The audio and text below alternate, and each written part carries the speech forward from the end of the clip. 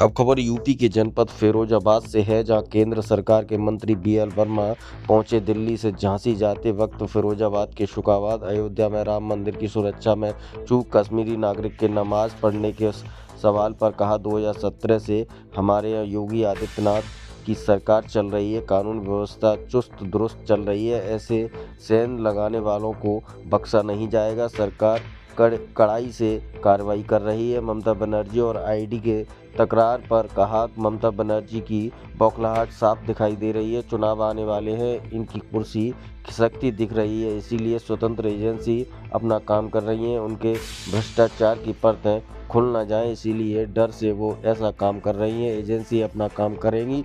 अब ममता जी से कहना चाहता हूँ कि आपकी सरकार अब बचने वाली नहीं है। जनता आपको सबक जरूर सिखाएगी। क्या कुछ कहना था, आप स्वयं देखिए खास रिपोर्ट।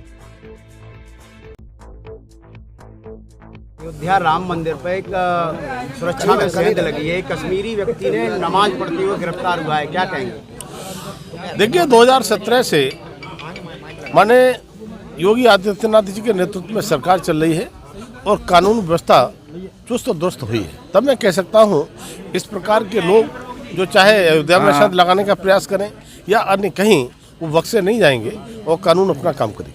कलकत्ता में जिस तरह से ममता बनर्जी और ईडी में संघर्ष छिड़ा है, क्या कहेंगे इस पर?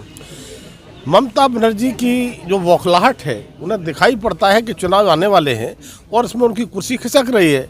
इसलिए जो हमारी स्वतंत्र एजेंसी होती हैं, चाहे सीबीआई हो, चाहे ईडी हो या अन्य एजेंसी हो, अपना काम करती हैं।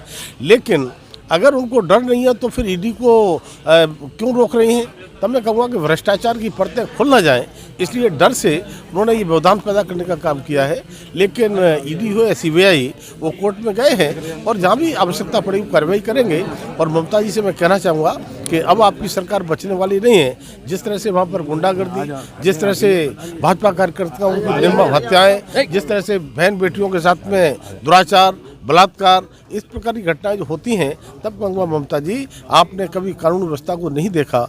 लेकिन जो रोहिंग्या और जो बांग्लादेशी इस प्रकार घुसपैठियों के बल पर जो सरकार बनाने का काम करती हैं, वो एसआईआर पूरा होने के बाद में आपकी सरकार अंतिम सांसें गिन रही है।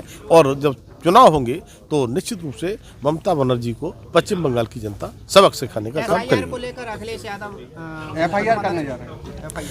एसआईआर को लेकर के अखिलेश यादव या विपक्षी दल जो भी कहें, लेकिन एसआईआर कोई पहली बार नहीं हो रहा है। हमारे समय में एनडीए की सरकार में दूसरी बार हो रहा है, लेकिन इससे पहले 7 बार एसआईआर तो कांग्रेस और यूपी की सरकार में हुआ है। तब मैं कह सकता हूँ एसआईआर का मतलब है मतदाता सूची का शुद्ध होना, सही मतदाता सूची का प्रकाशन करने के लिए सारी व्यवस्था ठीक करना। और इस प्रकार के वोट, जो मृत वोट हैं उनको हटना, जो डुप्लीकेट वोट हैं उनका एक जगह पर रहना, जो शिफ्ट वोट हो गए हैं उनको सही जगह पर वोट का बढ़ना, या बाहरी वोट इस प्रकार के कोई बांग्लादेशी घुसपैठिए कहीं आ गए हैं उन वोटों को हटना। और नए वोट इस प्रकार के जिनकी आयु 31 जनवरी 2026 को 18 साल पूरी हो रही है, उनका वोट पड़ना, या कोई वोट बढ़ने से रह न जाए।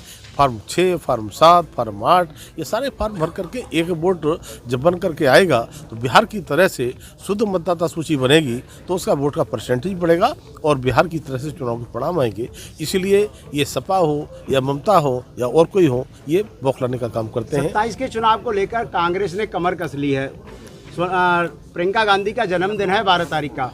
पूरे प्रदेश में कांग्रेस एक अलग जगाने जा रही है। 27 के चुनाव को लेकर प्रेस वार्ता करेगी, तमाम राहुल गांधी का कद कम करके, और प्रियंका गांधी को आगे ला रही कांग्रेस, क्या कहेंगे?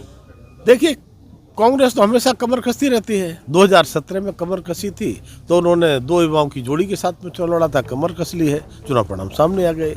2019 आया तो सबक सिखा दिया, 2022 जब आया तो यूपी की जनता ने सबक सिखा दिया।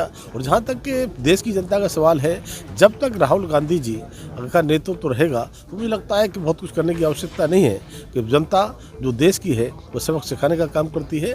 और कांग्रेस मुक्त भारत मुझे लगता है जब तक बन नहीं जाएगा तब तक देश की जनता निश्चित रूप से इनको सबक सिखाती रहेगी। Thank you.